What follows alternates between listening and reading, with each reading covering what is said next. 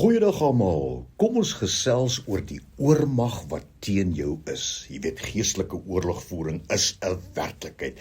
Daarom moet ons besef dat die wapenrusting van God uitsluitlik noodsaaklik is om staande te kan bly. Die woord leer ons duidelik met wie ons te doen het. Efesiërs 6 vers 12. Ons worstelstryd is nie teen vlees en bloed nie, maar teen die owerhede.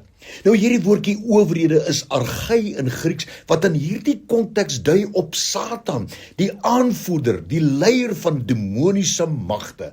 Hy is nie net die leier argai nie, dit dui ook daarop dat hy deurgangs betrokke is in die veldtog teen jou.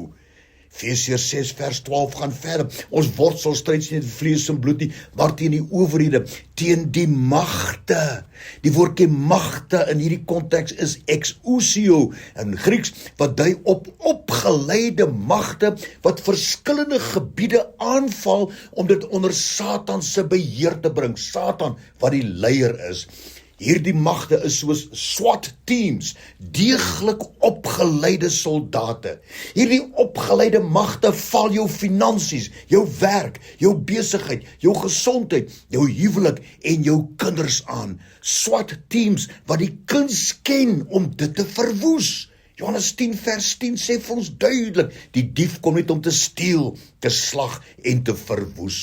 Kyk net die volgende mag teen jou, Efesiërs 6:12. Ons worstelstryd is nie teen vlees en bloed nie, maar teen die wêreldheersers van die duisternis.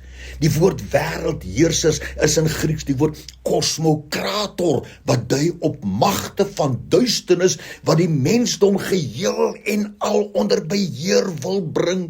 Kosmokrator dui daarop dat Satan wêreldheersers, regerende magte onder sy beheer en invloed het om sy duistere planne teen die ganse mensdom te laat slaag. Regerings en diktators in beheer om mense met geweld en wette te onderdruk en hulle te benadeel op alle gebiede.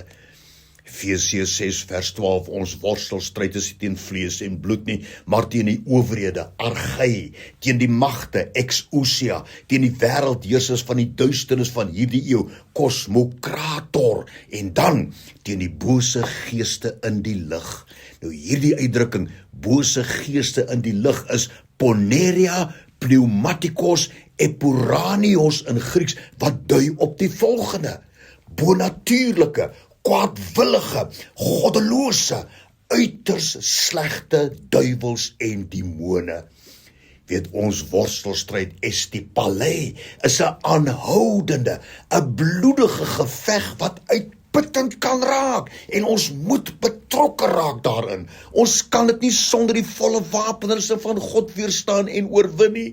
Slegs met die volle wapenrusting aan en met die Here saam met ons sal jy vestings van Satan kan neerwerp. Jy sal sy planne kan verbreek en die skanse wat teen jou opgewerp word ook verbreek. Jy sal elke gedagte gevange kan neem tot gehoorsaamheid aan Christus Jesus, soos wat ons dit lees in 2 Korintiërs 10 vers 4 tot 6. Nou ja, dit is 'n oormag wat teen ons is, maar saam met die Here is jy 'n oormag teen die vyand. Dankie daarvoor, Here. Amen.